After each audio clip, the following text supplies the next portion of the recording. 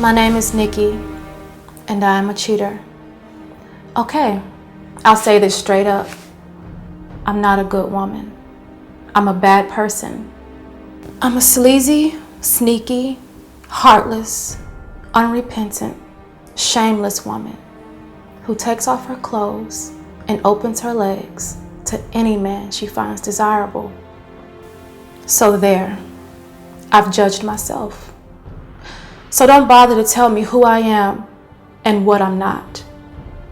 There's nothing you'll tell me that I have not told myself already. There are no names you call me that I haven't called myself. I have condemned myself already. Even though my priest, Father Loyola, that's not his real name, of course, says, my sins are forgiven, and I have recited countless Hail Marys as instructed.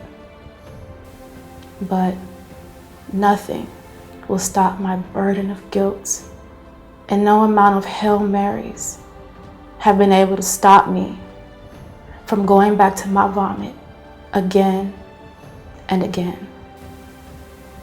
Father Loyola says I should come clean and tell Edmund, my husband, about my extramarital affairs.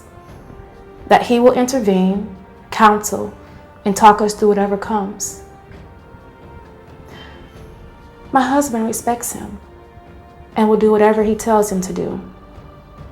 But I'm not sure he will listen when he begs him to forgive his promiscuous wife for defiling their marital bed. But I am burning to shed this burden of guilt that's tearing me to shreds. I didn't come up with this method of doing it. My closest friend, Nikky, who also advised me to keep my mouth shut regarding telling my husband, did. She said my husband would throw me out instantly. It's not like my husband hasn't been unfaithful to me. Anyway, that's a story for later.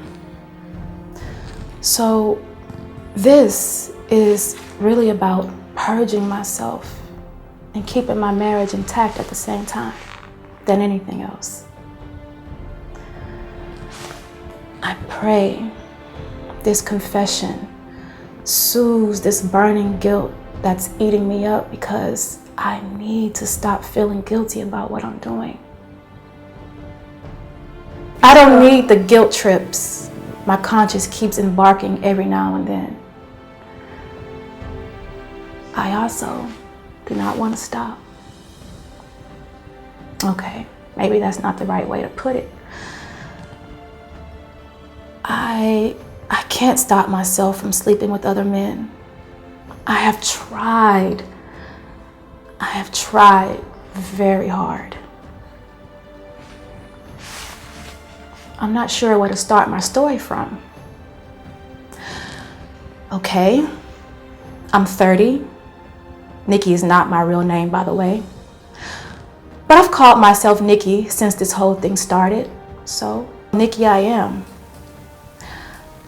I've been married for 3 years, and I have been sleeping around for almost 2 years now. That is to say that for the better part of my married life, I've been unfaithful to my husband. And I refuse to feel guilty about it. I didn't set out to be unfaithful or promiscuous, as my friend puts it, on purpose. It wasn't like this in the beginning. Nothing was. I was once a dutiful, faithful Catholic wife who attended morning mass and took the Holy Communion and holiness every Sunday. Guess what? I was the last of my friends to lose my virginity, and I lost it to my husband. Before him, I knew all there was to know about sex, of course. but I had no clue how it felt since I'd never done it before. My friends even made fun of me. I didn't mind. I chose to wait. I liked the notion of waiting until that magical night after the vows and unbridled anticipation. So I kept my legs tightly closed until the right man came along and put a ring on my finger. And as God is my witness, I believe that my husband was the right one. I'd come back to Nigeria finally 1 month prior to my wedding from the US, where I used to live, and wasn't too eager to travel so soon, considering I really don't like flying. So spending our honeymoon outside the country was out of the question. We spent it at the Sheraton Hotel Lagos. It could have been a shanty in a jungle, a lowly, overcrowded neighborhood in Lagos, Nigeria, for all I cared. Edmund and I were going to spend 2 glorious weeks together, doing whatever we wanted, and nothing else mattered. That moment, he would make me a complete woman, was utmost on my mind. I thought of very little else since he proposed, and had actually begun a countdown way before the wedding. And when the time finally came, still in my wedding gown, Edmund, he lifted me up off my feet, carried me to the bed, and he laid me down like I was some delicate ornament that might break if handled roughly. I felt like royalty.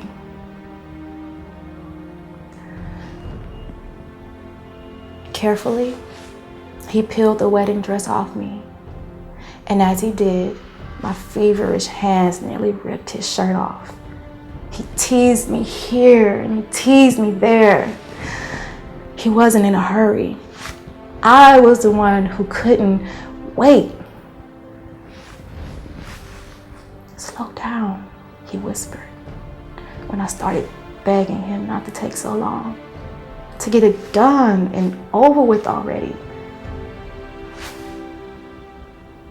"I have to get you ready," he whispered again. "It's your first time. I don't want to hurt you." "I am ready," I whispered back. I have been ready since the day I said yes to his marriage proposal. Only that I'd promised myself I'd wait until my wedding day.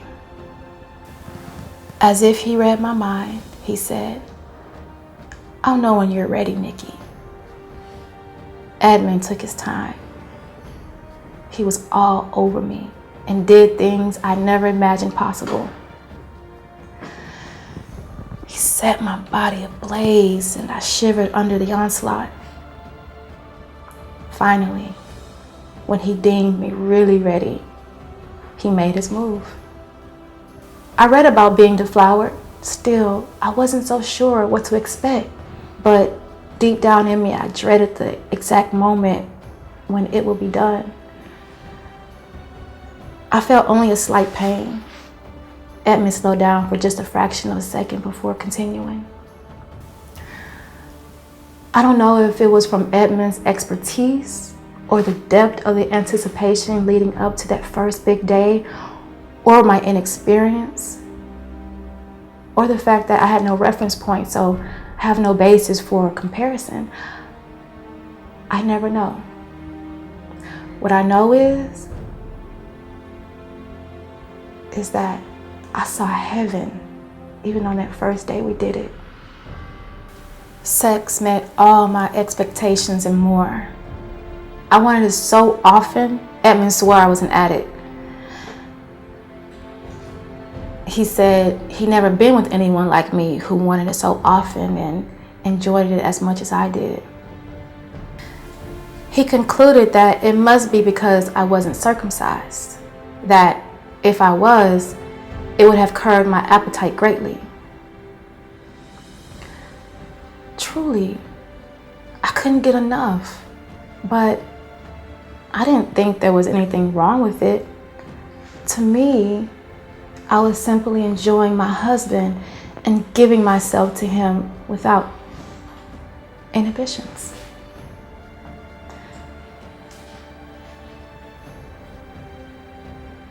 Throughout our 2-week honeymoon, we did it every day, sometimes twice a day.